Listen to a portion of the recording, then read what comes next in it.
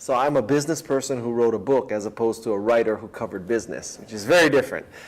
And I love the work of Cialdini and Carnegie, but I wanted to take a business person's perspective on it. So it's completely tactical. It's how-to, it's checklist, it's bullet list, as opposed to the what. My book is about the how.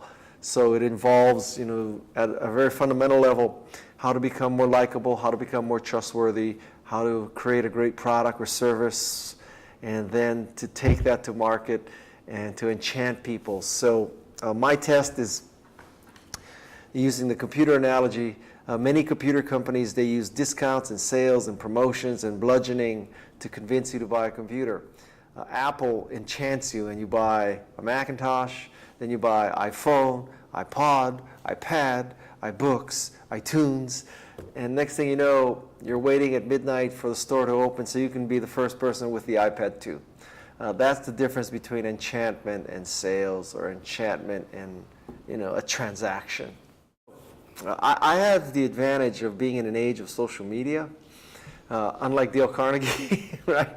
And even unlike Robert Cialdini. I mean, he wrote that book before this was possible. So I sent out, I made some blog posts and I sent out tweets, and I said, you know, I'd like to hear people's personal stories of being enchanted.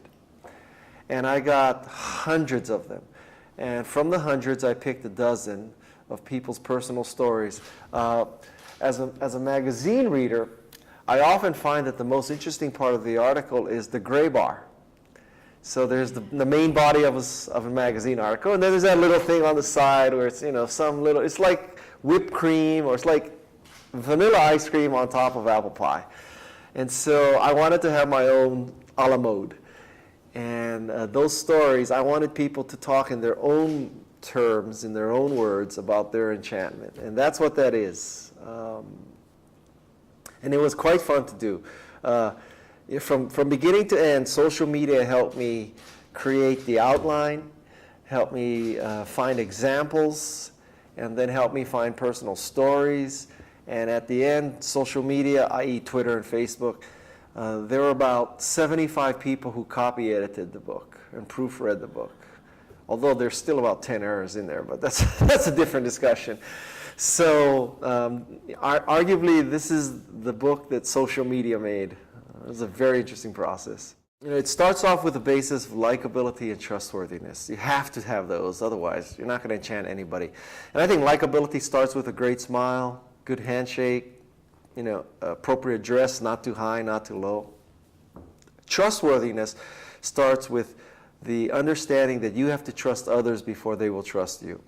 It's not a chicken or egg, definite order. And then you have to be a positive person who defaults to yes, so you're always trying to help people. And the third thing is you should think like a baker, not an eater. An eater sees the world as a zero-sum game. A baker sees the world as, I can bake more pies and bigger pies. So if you have those 6 qualities of likability and trustworthiness, you have the basis. Then you need a great product, service, or you need to be a great person. And I define that with the acronym DICEY, which is deep, lots of features. Intelligent, you've anticipated a problem, you've solved a problem, there's intelligence with what you do. Completeness, which is that, you know, taking software as an example, it's not simply the software, it's the software, the documentation, the support, the app developers, it's a lot of things. And just like when you buy a car, it's not just the leather and the steel and the rubber, it's also the dealership. So there's completeness, then there's empowering, great products, great services, great people make you feel more creative, more productive, more powerful. And finally, there's elegance about the user interface. From there, we move on to launching. And I think the key to launching is that you tell a story.